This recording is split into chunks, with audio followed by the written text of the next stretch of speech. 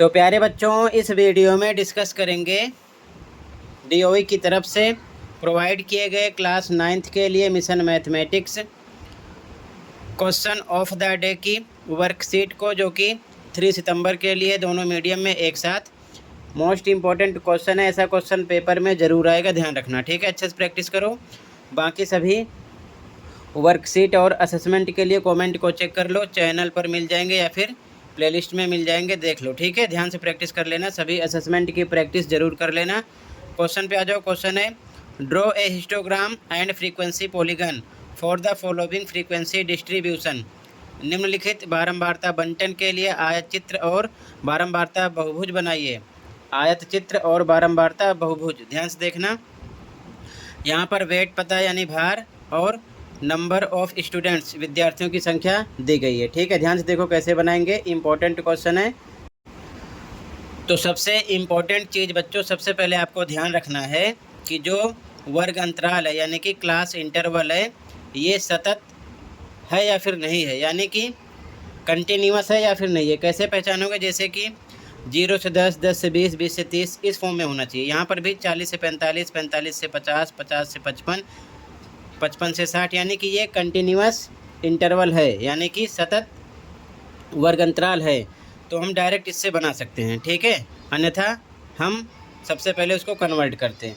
तो यहाँ पर कुछ नहीं करना है, डायरेक्ट हम बना सकते हैं, क्योंकि वर्ग अंतराल यानी कि क्लास इंटरवल कंटिन्यूअस है, यानी कि सतत है, ध्यान रखना। तो ध्यान से देखो, सबसे पहले हम ग्राफ पर शो करेंगे इधर x, ये x एक्सिस है, इधर लिख दिया भार यानी कि वेट, और ये y एक्सिस है, इधर लिख दिया विद्यार्थियों की संख्या यानी कि नंबर ऑफ स्टूडेंट्स, ठीक है।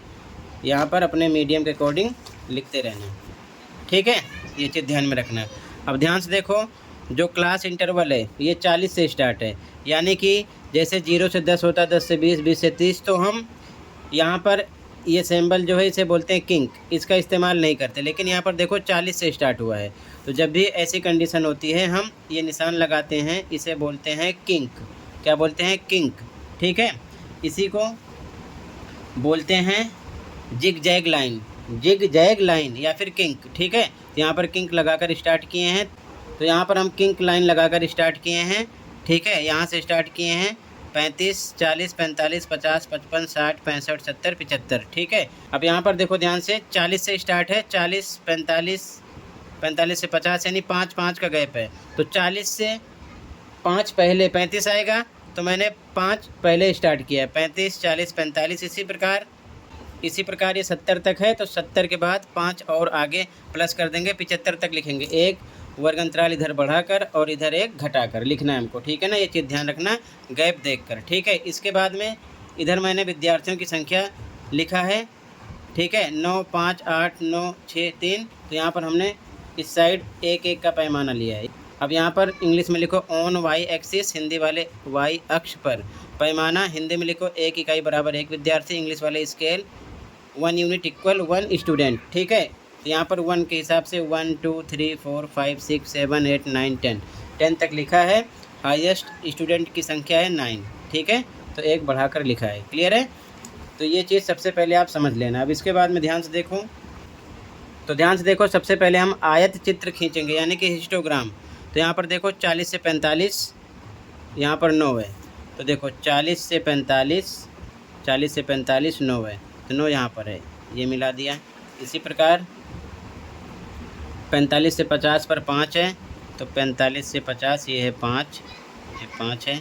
फिर इसके बाद में 50 से 55 पर 8 है, तो देखो 50 से 55 यहाँ पर 8 है, ठीक है, ये मिलाया।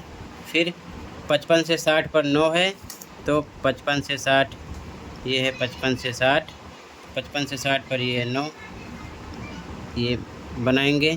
इसके बाद में 60 से 65 पर 6 है, तो 60 से 65 6 ये है, ठीक है, ये बनाया। इसके बाद में 65 से 70 3 है, तो 65 से 70 3 यहाँ पर है, ये बनाया, ठीक है। इसे मिला दिया, चाहो तो आप कलर कर सकते हो। ये हो गया आयत चित्र। अभी हमको बनाना है फ्रीक्वेंसी पॉलीगन यानी कि बारंबारता बहुभुज। तो ध्यान से देखो, सबसे पहले आप आयत चित्र का जो मिड पॉइंट है यहाँ पर मार्क करो। तो इसका मिड पॉइंट ये है, इसका ये है, इसका ये है, इसका ये है, इसका ये है, इसका ये है। सबसे पहले इनको मिला दो इस प्रकार से, स्केल की सहायता से इसे मिला देना है। अब ध्यान से देखो, इसे इधर फिनिश करना है। तो मिड पॉइंट यहाँ पर था, इसके बीच में था, 40 से 45 के बीच में था। इसी प्रकार 35 से 40 के बीच में मिड पॉइंट लगा देना, यहाँ से जोड़ देना इधर। ठीक है, इधर भी सेम, इसका मिड पॉइंट यहाँ पर था 65 से 70 का, 70 से 75 का मिड पॉइंट यहाँ पर है। तो यहाँ से यहाँ पर हम जोड़ेंगे। ठीक है, सेम डिस्टेंस के हिसाब से ये हम करते हैं। तो इस प्रकार से इसे बनाना है। ठीक है, यहाँ पर आपका दोनों एक साथ हो जाएगा, आयत चित्र और बारंबारता बहुभुज। ठीक है, ऐसे ही बना लो। आई होप अच्छे से समझ में आया होगा। फिर भी कहीं पर कोई डाउट है कमेंट कर सकते हो।